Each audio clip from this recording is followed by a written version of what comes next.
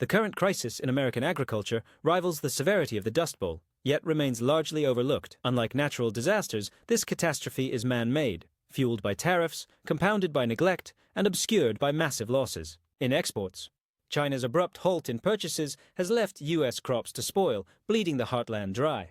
How did Washington allow this to happen? Who benefits from this fallout? And what happens when those who feed the world lose their livelihoods? This isn't just about farming. It's about the erosion of a nation's foundation. The signs are pervasive. Soybeans and pork sit idle in storage, once destined for Chinese markets that have vanished. Farmers are forced to auction equipment just to make ends meet. This crisis unfolds quietly, yet its impact is profound.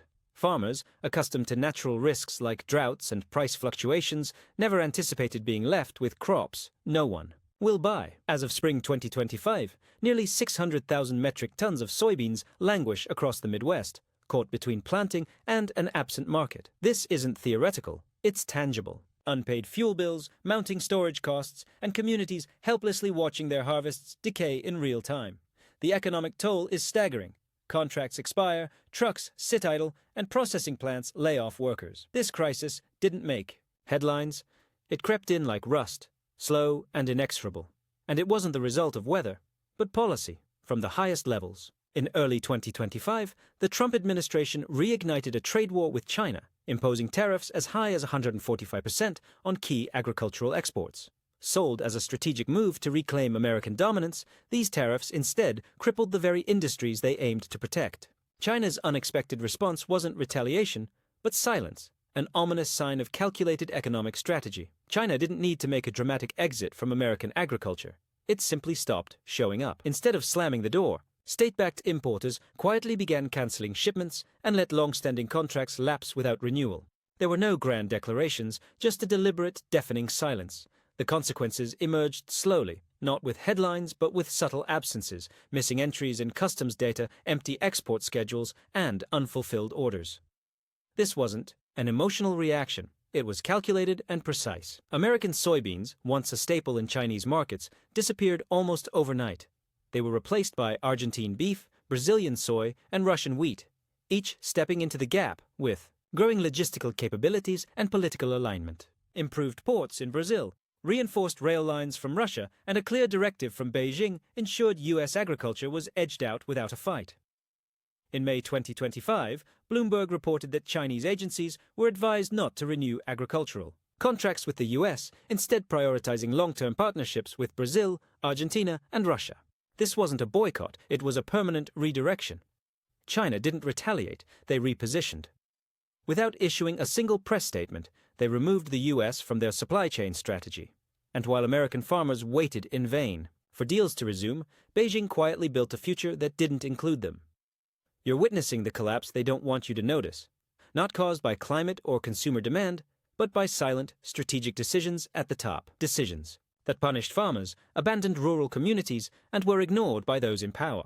Locked out by contract. Trade deals aren't casual agreements. They are commitments tied to seasons, schedules, and entire infrastructures. And recent reports from Reuters and market analysts confirm the worst.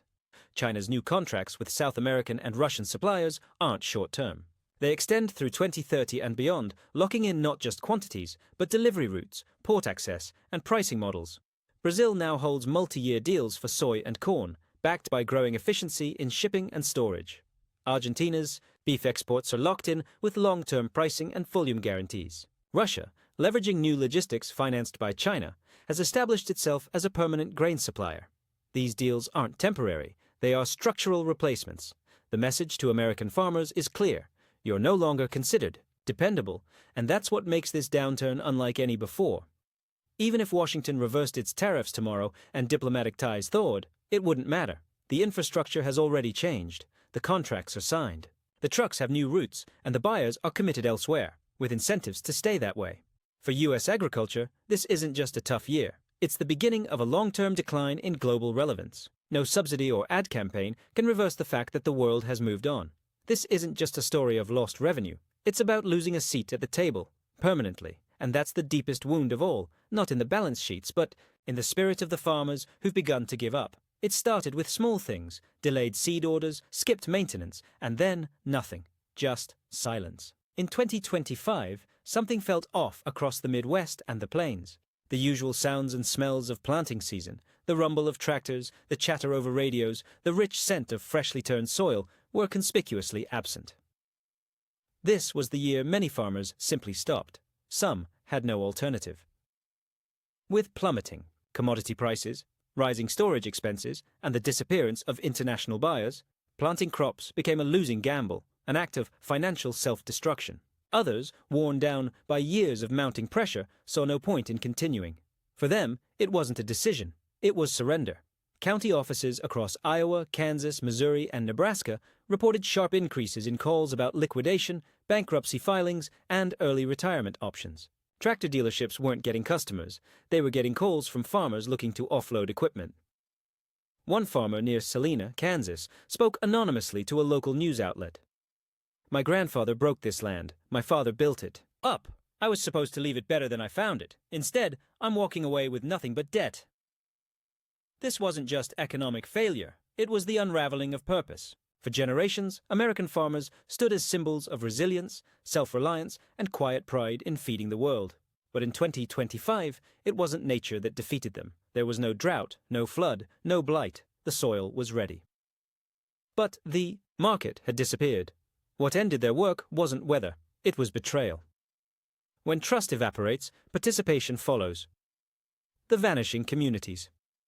As farms went quiet, entire communities began to fade. In rural counties where agriculture was more than a job, it was a way of life, the effects were immediate and devastating. In southern Illinois, school boards held emergency meetings to consolidate districts, not because enrollment had gradually declined, but because it had collapsed in a matter of months. Grain co-ops that once bustled with activity stood empty, their signs peeling in the spring rain. Banks in eastern South Dakota and western Minnesota started pulling back, not out of spite, but out of realism. No planting meant no harvest meant no revenue, and no revenue meant default was inevitable. Without people working the land, there was no reason to keep the lights on. Clinics reduced hours. Volunteer fire departments couldn't find anyone left to volunteer. The collapse wasn't loud. It didn't come with alarms or breaking news banners. It was quiet, steady, and deeply personal. This wasn't just the end of a season. It was the end of an era. Rural America's social fabric, once tightly woven around agricultural life, was unraveling, not gradually, but all at once. This wasn't the slow decline of past generations. It was a structural collapse. One small-town mayor in Missouri, leading a community of under 3,000, summed it up clearly. "We're not dying, we're being abandoned. By the economy, by the government, by the very nation we help to feed." This wasn't just poetic language. These weren't merely economic downturns. They were communal deaths. Long-standing traditions like county fairs, harvest events, and 4th of July celebrations weren't cancelled for lack of funds, but because of a deep collective despair. The fallout of America's agricultural collapse echoed far beyond its borders.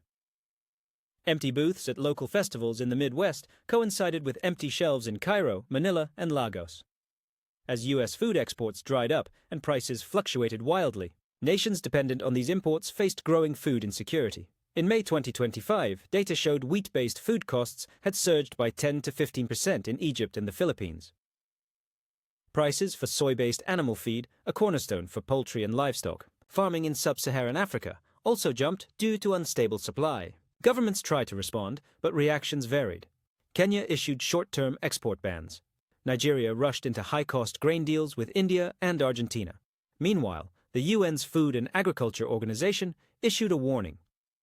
Prolonged U.S.-China trade tensions could lead to destabilization across entire regions. And unlike past crises driven by war, disease, or climate, this one was man-made.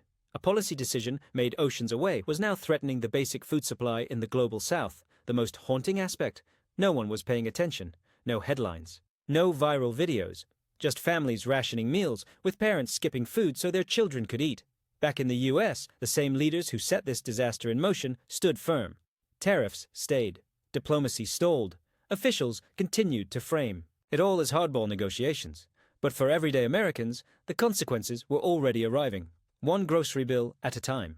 It showed up first at breakfast. Thinner bread slices, pricier bacon, and eggs that seemed to cost more every week. While economists debated lagging indicators and central bankers fixated on core inflation, households were already feeling the squeeze. The cause wasn't obvious at first. It wasn't a natural disaster or a spike in oil. It was something deeper and more systemic: the disintegration of America's agricultural trade. As global buyers turned away from US wheat, soy, and pork, domestic markets were thrown into chaos.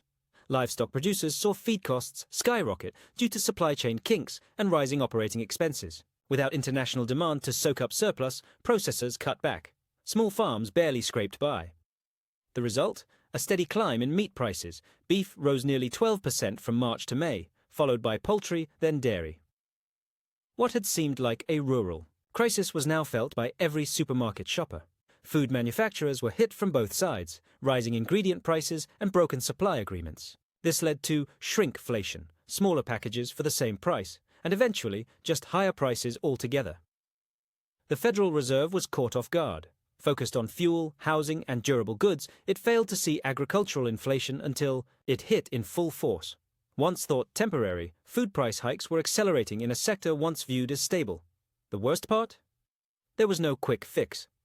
Interest rate changes couldn't bring back lost export markets. No policy patch could restore the farmland left to wither. Wall Street didn't notice the cracks forming until the collapse began. The financial world had a blind spot when it came to rural America. In corporate boardrooms and trading floors across New York, the unfolding farm crisis was brushed aside as a minor issue. Agriculture was seen as outdated and sluggish, far less exciting than tech earnings or the latest trends in AI. While investors obsessively tracked Tesla's stock or speculated on the next big digital breakthrough, a financial fault line opened where few were paying attention: the heartland. The trouble first surfaced in the markets.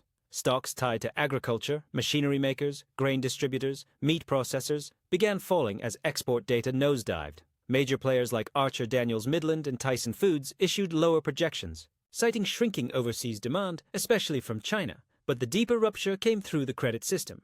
Regional banks, many deeply embedded in farming communities, began pulling back. Loans for new equipment were delayed or denied. Land-backed credit lines vanished. With each rejected application, another family farm had to shrink, sell off assets, or shut down altogether. Then the bond market reacted. Agricultural-backed securities, once prized for their steady returns, started showing signs of risk. Yields jumped. Investors who had bet on farmland as a safe, patriotic investment began offloading their stakes. Only then did Wall Street start to ask, was this just a rough patch, or the start of a fundamental collapse in American agriculture? For many farmers, that question had already been answered. Big finance had long treated farming as a stable, low-risk corner of the economy, something dependable and quietly profitable. But they missed the warning signs. While analysts fixated on NASDAQ tickers, the red flags in rural America, debt distress, cash flow problems, falling yields, went largely unnoticed. When the panic finally hit, Wall Street pulled out, but others moved in. While domestic investors stepped back, foreign buyers began scooping up American land. Quietly, without headlines, no press, no fanfare, just deeds changing hands in courthouse, basements and private conference rooms across Nebraska, Ohio, the Dakotas. As family farms struggled under the weight of falling exports and rising debt, land that had stayed in families for generations began slipping away, often not to neighbors, but to foreign entities. By 2025, what had once been occasional foreign land purchases became a full-scale land grab. It wasn't just China. Saudi Arabia, Brazil, Canada, even investors from the Netherlands were buying up vast swaths of U.S. farmland, thousands of acres at a time. Outside the agriculture industry, few took notice. But on the ground, the impact was immense. The consequences went beyond ownership. They touched the very identity of American farming. With foreign ownership came foreign priorities. Crop choices began to reflect international logistics, not local needs. Silos filled with grain bound for ships and ports, not school lunchrooms or supermarket shelves. What had once been part of America's food security network was now treated as a global investment portfolio. The shift triggered a wave of backlash. Lawmakers in farm-heavy states began proposing bans or restrictions on foreign land ownership. Hearings were held. Bills were introduced, but legal complexities and international trade obligations made it hard to reverse course. And the truth was bitter. The land had been sold, and land, once gone, rarely comes back. For many across rural America, this wasn't just a financial blow, it was a final betrayal. Not only had farmers lost their markets, now their land, and with it their legacy, was slipping into foreign hands. What began as a quiet shift in ownership had become a full-blown national security debate. But the most profound reckoning wasn't political, it was generational. The generation that walked away. They were never supposed to leave. For over a century, American agriculture was built on generational continuity, on the idea that sons and daughters would one day work the same soil their grandparents once tilled. This wasn't just tradition. It was structure, land, machinery, and hard-won knowledge passed down through bloodlines. But in 2025, that chain began to snap. Quietly, steadily, and in some counties, completely. Across the Midwest and the Great Plains, young people are turning away from farming, not in protest, but out of weary pragmatism. The numbers tell the story. Land once earmarked for inheritance is now hitting the open market. College-aged children of farmers are applying for remote tech jobs, not agricultural subsidies. What was once a badge of honor, running the family farm, is now seen as a burden with no upside. Part of this shift is cultural. Rural identity has been chipped away by decades of economic instability, political neglect, and now a total collapse in global demand. But part of it is structural. Farming itself is changing. Automation is accomplishing what no drought or trade war ever could, making people obsolete. Autonomous tractors don't call in sick. AI-managed crop systems don't negotiate prices. Drone fleets supply pesticides faster and more precisely than any human could. These aren't prototypes. They're operational now. And the future? It's even further removed. Vertical agriculture, once confined to high-tech labs and urban warehouses, is scaling rapidly. Massive food production facilities in California, Tokyo, and Dubai are now growing greens, fruits, even grains with no soil, no sunlight, and no landowners. The result? A total disconnect. Food severed from land. This is more than economic displacement, it's cultural extinction. The American farmer, once a global symbol of grit, independence, and self-reliance, is being pushed aside. Not just by markets, but by design. The fields may still be green, the machinery may still hum, but the people? They're walking away. And in the silence of that retreat, another force has risen. Brazil now feeds the world. As America faltered, Brazil surged forward. Once seen as an emerging player, it now dominates, producing over half of the world's soy exports. In Mato Grosso, soybean fields stretch beyond the horizon, rivaling anything Iowa or Nebraska once boasted. This didn't happen by accident.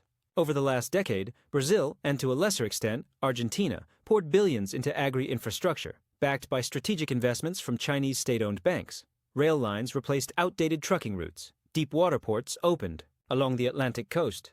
These weren't just domestic improvements, they were geopolitical bets, and that bet paid off. In 2025 alone, Brazil inked long-term agricultural supply deals with China, India, and the Gulf states. Argentina followed with aggressive contracts for wheat, beef, and corn, often beating U.S. prices.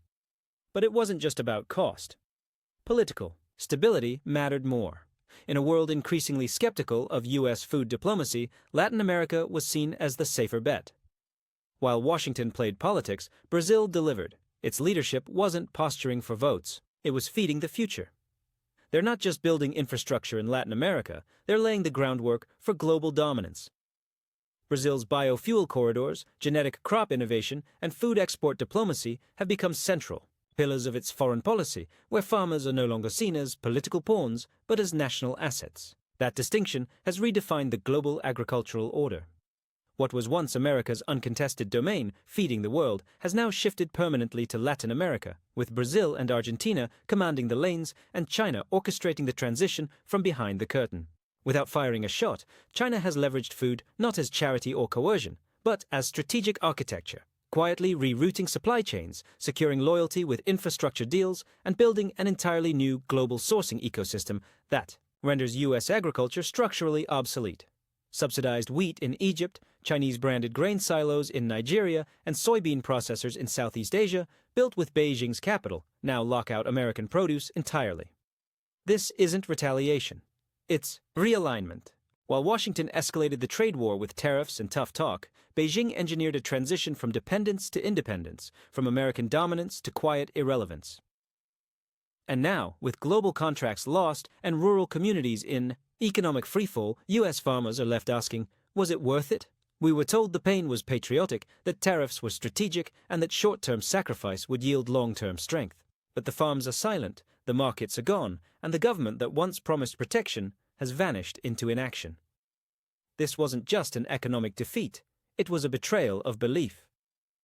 Farmers believed they mattered, that their legacy would endure, that America's role as the world's breadbasket was unshakable, but belief eroded with every broken contract and abandoned promise. What was once the backbone of bipartisan unity is now a hollow silence between two Americas that no longer speak the same language. So we must ask, what exactly did we protect? Was it American strength, or just the illusion of it? Did we safeguard national interests, or sacrifice the very people who built them to score a political point?